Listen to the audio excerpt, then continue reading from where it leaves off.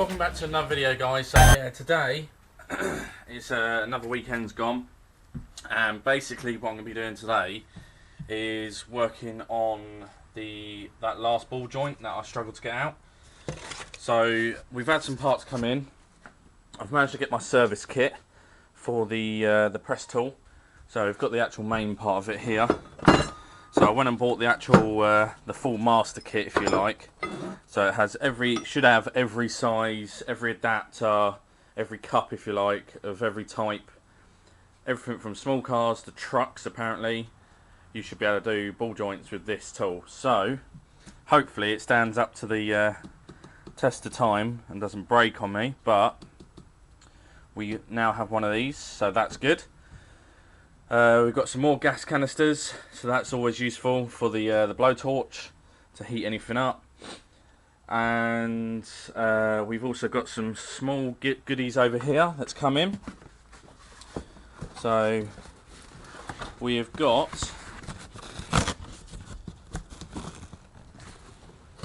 what we've got here. Something everyone may approve of, or should approve of. It's pretty good. Quite excited about this. It's actually quite good, actually.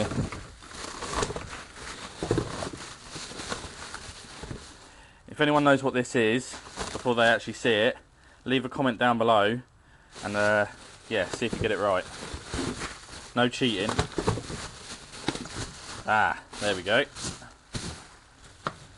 So we are upgrading the suspension to cup suspension. So this car originally is not a cup car, but we are upgrading it with cup shocks. That's the only real difference that makes it any different, apart from cup shocks and cup springs. But we're going to do one better, and we have got over here, just to the left of me, which you can't see yet, we have got, so yeah, over here, yeah, we've got some H&R lowering springs, which I said I was going to get. So yeah, we've got a full set in here. It seems madness not to get them, considering that whole box cost exactly the same as one cup spring. So 4 springs for the price of 1 doesn't really make sense to go with the OEM springs. I might as well lower it. Now, according to this, it's 40 at the back and 30 at the front, lowering springs. So just a nice little subtle lowering, nothing too extreme. I want this car to be performance. It's not for any stance shows. So yeah, we're going to get some lowering springs on it, some H&R.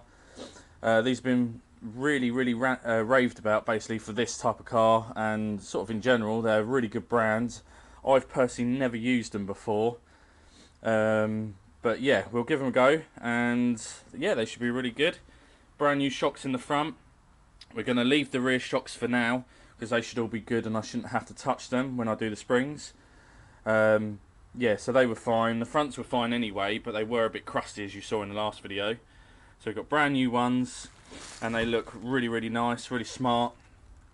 I have gone and bought for all these little bits like this, and on the ball joints when they come, I've bought a small tub of like petroleum jelly, which, you know, there's other brands out there, obviously, with you know what they're on, obviously about, but yeah, I bought some petroleum jelly. So for all those little ball joints, or those little Allen key parts, those star bits that use that have got a hollow centre, where they typically obviously fill with water and rust, and aren't very sort of well sustained to those sort of rusty wet weather areas and all the crap and crust that goes into them off our nice salty English roads. Yeah, you fill them up with that, and hopefully, fingers crossed, touch wood, that you won't ever have to change them, in my lifetime anyway, of having it, that they will protect it, basically. You know, obviously the water can't get in there because that's in there. Hopefully nothing should be able to scoop it out, so it should fit in there nicely if you just skim it off and fill it with that petroleum jelly, and you know, you should get some use out of it, a lot longer than without it, basically. So it's £1.50 for some petroleum jelly, and it means the difference between bloody getting the bolts off and not. So anyway, right, so yeah, we've got those little goodies. They're the first of many to come. We do still need to spend a fair amount on all the ball joints, and I'm going to get lower control arms ordered as well. All genuine Renault parts, obviously. And yeah, so we're just sort of mingling through all these little jobs at the minute, and then we can sort of move on to fitting all the ball joints and going from there, really. Whilst we're waiting for, obviously, some funds to come in, because it is a large amount of money to get all those other bits, we can do, obviously, loads of other jobs on this in the meantime. We can get all that scuttle cleaned up and polished and waxed. If anyone knows of any good products to go in sort of the wheel arches, because I've got all the arch liners out now, and I want to sort of coat them with something that will protect them quite long term. Now, my thoughts are, which I've already been recommended, is a product called duck oil. So I'm thinking of going with that, just because I don't want to do any painting or use any of the wax oil stuff. Yeah, that wax oil's good, and I didn't mind using it on Rita because she can rust quite badly, and yeah, it's gonna probably get a bit more abuse, but because this car's newer, I find that obviously it's in good condition as it is, so all I need to do is now maintain that protection and keep on top of it. So as long as I do that, there should be no rust kicking in and settling in all the crevices where typical areas go, obviously in the wheel arches and on the seals. So we're going to have all that cleaned out, and it's supposed to give you at least 12 months protection, it says. So I'm feeling if I get a big tub of it, a litre goes a 20 square metre area it covers, so that should a litre do a whole car, and you can buy it at least in 5 litres. So I'm thinking if I do all the scuttle and clean that out, because apparently you can do this on electrics, you can do it all over the plastics. It doesn't say it's unsafe for paintwork either, so I might do the whole engine bay, all down near all the what's it called, near the engine mounts, and all down the sides of the wings. Do all inside there, all down the front slam panels, all the bits that you can't really reach with your hand. Just literally coat them in this duck oil, all the electrics as well, and do the engine bay, all the scuttle, all the wheel arches, the seals, all the rear arches, and all round that rear diffuser basically. And yeah, we should, get at least a good 12 months cover. What I'm thinking of doing, obviously, if I do that, then I can let it dry, let it sort of settle in, and then I might give it another smash with another litre, and that should give it, some good long-lasting protection. So we should hopefully get more than 12 months if we can build up the layers of protection in there. So the key is obviously to get it well prepared, get all that dirt out, get all the any of the muck, the crustiness, give it a really good clean, and then apply that duck oil. So yeah, that should be really good. Be quite interesting to see how that actually holds up and does well. Hopefully that should be good. So yeah, what I'm going to do is I'm going to get on with this and go from there, really. Get the this last ball joint out. It is pressed in there quite badly and it's quite crusty, so I might give this a little heat up to get it a little bit more softer. And yeah, so yeah, I've got my tool set up and we're just about to push this ball joint out. I a long time ago bought, because I have a whole impact socket set there. They go up to 1/2 inch, all the way up to a 20. So, and then the odd time, obviously, when you do the hub nuts on these, they're like 32mm and things like that. So I thought, because I had a few jobs where I needed more than 20, and then typically what I did was I was like, right, instead of going back and forth to the shop, I bought the whole set from 21 all the way up to 33, I think it was. Yeah, of each size, regardless of it being a deep socket or the short sockets. And I just wanted one of each size basically. So I bought them all, and then that was probably about a good year and a half, maybe even 2 years ago now, where I bought all these sockets here. And then I've gone to use the typical 22mm size on this ball joint press, and it turns out to be a 3/8 inch. I was like, oh. So I can't use my impact gun, but luckily I've lubricated this all up and I've got it all set up, and it is actually moving to my belief. Yeah, so we're going to press this out, and we'll put you down here and you can see it coming out basically. So it was moving a second ago. I just need to put some force on this.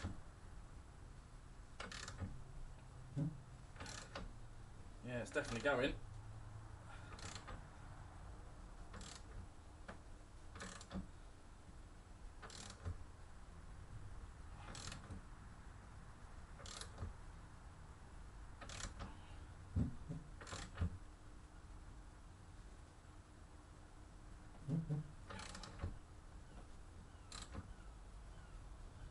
What have we got here?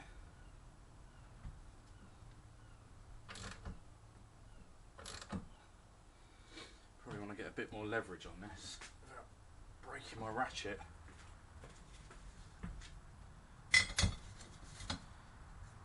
So that's easier.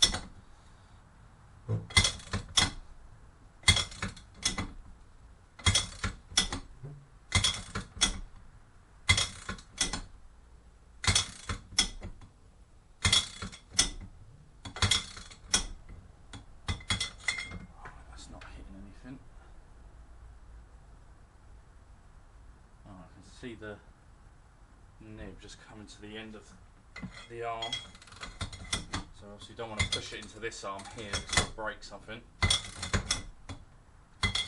that's not far off. Yeah, we've got about another 10mm, but it feels like it's almost there. There we go. Oh, what a relief.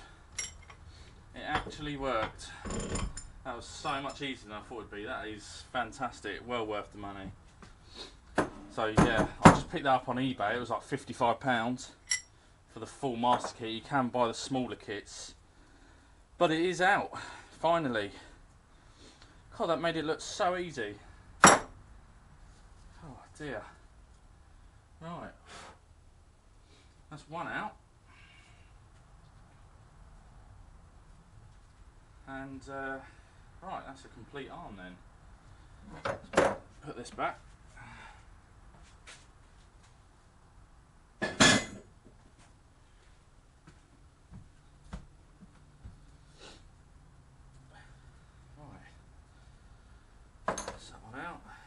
Right, so a little update for you guys. So what I've been doing is I've been trying to work on the lower control arm there.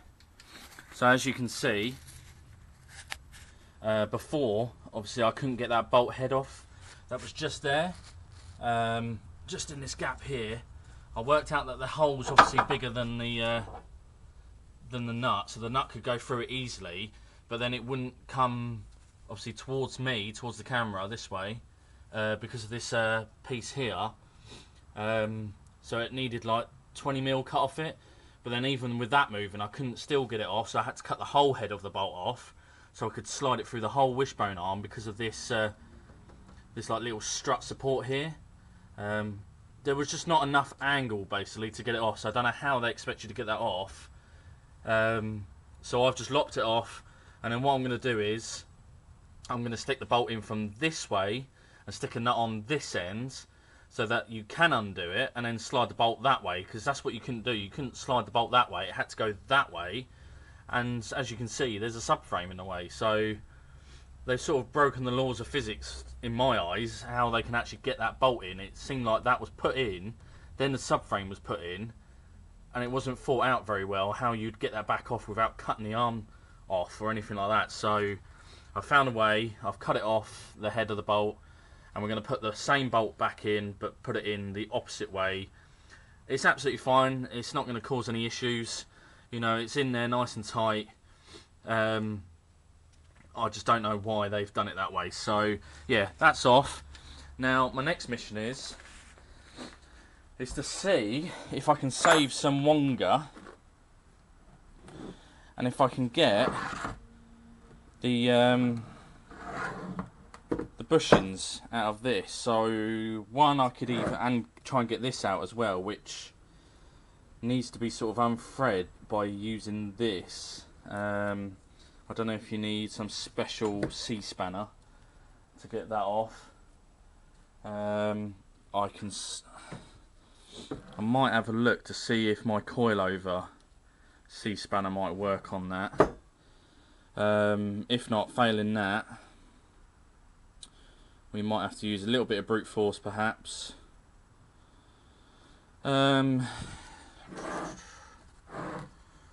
Or we just buy a whole new arm. So we could replace these ones all with standard bushes and put them back in. Because I've heard putting Powerflex ones into these ones are an absolute nightmare. People have broken vices over them and all sorts. So just for experimental purposes, because I'm probably going to buy a new arm anyway, new drop links, everything like that. That's the little star bits I'm going to fill up with Vaseline. Basically any petroleum jelly is going to go in those so they don't rust like they do, and you can get your bit in there without it shearing off. So yeah, I'm going to try and get these out with that new tool that I've got and see if it works basically. This one I can see working quite well. This one looks a little bit iffy, but we'll give it a go. I don't know if that's part of the bush or... No, that's not. It's a bit of a funny one, that one. Why that's got a bit of a lip on that. Just there. That's going to be quite hard to get that out of there, because it looks like it protrudes into that piece. Anyway, we'll have a look and see what we can do with it.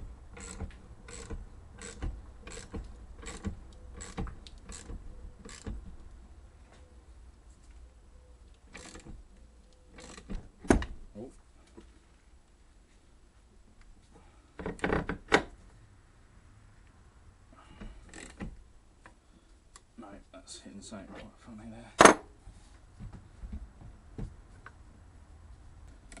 Try the leverage trick.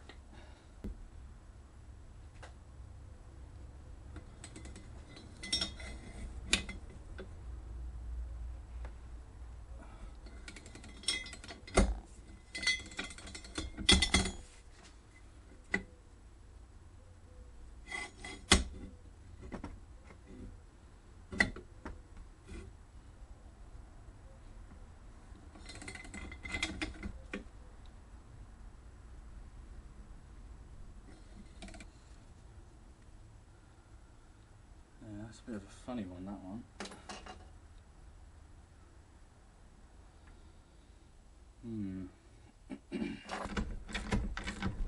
God, looks like it's just coming back in.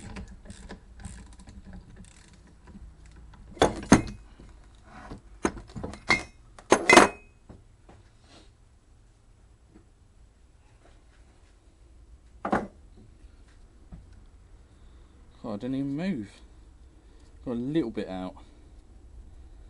Yeah, okay. We'll just go with getting new arms. There's no point messing around with this. That's not worth it. And get all new stuff. So it's a bit more money, but for the sake of messing around with that, that's not really worth it. So that can go in stockpile. Put that. Oh, there we go, guys. So we're going to take this off and go from there, really.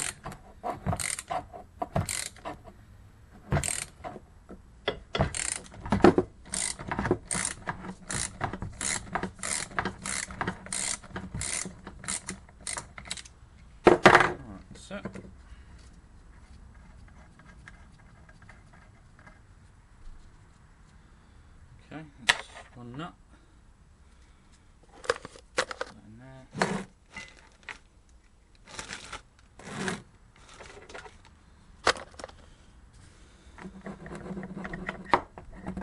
Then we've got one drop link off.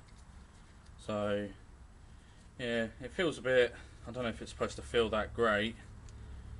It's a little bit loose. So yeah, we'll get some nice adjustable ones, and it comes with polyurethane bushings as well instead of rubber, and they got a much sturdier drop link, the actual link between them, as well as a much bigger, stronger sort of size really. So yeah, that should do the job. So keep those just for measurement sizes, so we know how long to sort of preset it.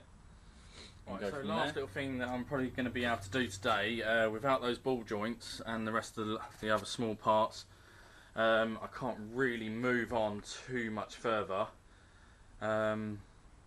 Obviously I could take that side apart, but I'd rather leave that side first until I have all the bits as well, and reassemble this side first and then put it back together and then start on that side.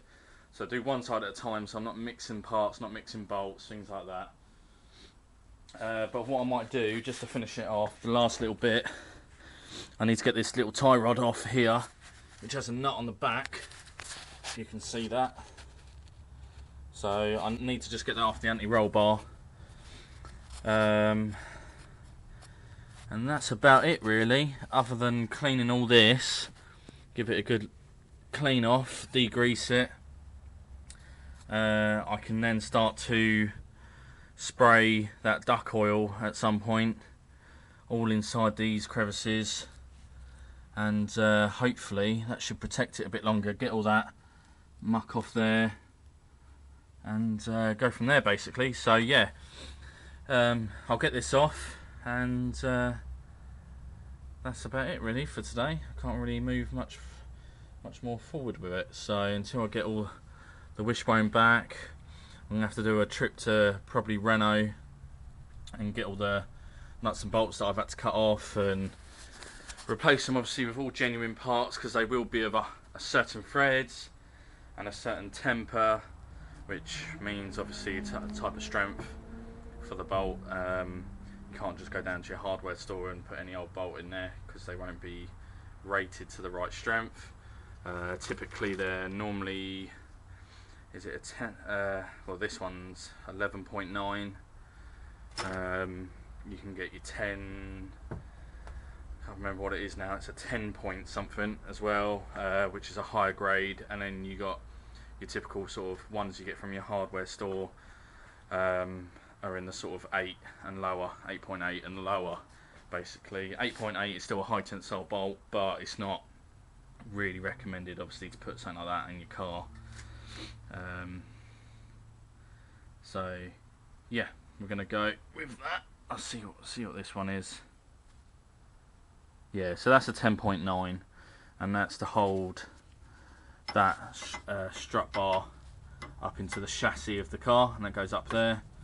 So 10.9, and yeah, so it depends what obviously job it's doing, but typically most car bolts and things like that are a 10.9. Same with the calipers, they tend to have 10.9s in them. So yeah, let's get that off and we'll go from there basically.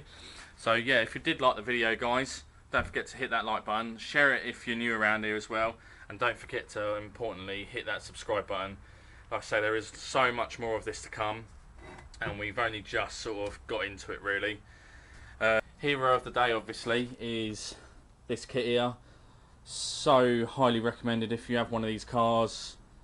Fantastic. It means you can do it yourself, and you don't have to go around buying all new arms like Renault want to make you buy basically, which is ludicrous. You know, these are nearly £300 a piece, so yeah, it doesn't obviously make sense. So we've got new parts in today, which is good, but unfortunately not the ones that we can fit today.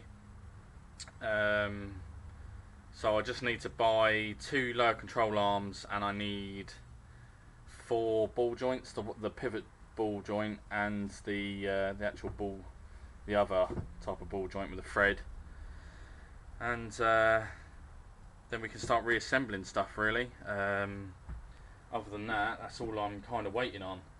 I can do all the small jobs for now, cleaning and getting it prepped. Yeah, and that's about as far as I can go really. So yeah, I'm sort of at a loose end really, so I'm going to crack on with some other projects and go from there. And yeah, I'll see you on the next video. Cheers guys.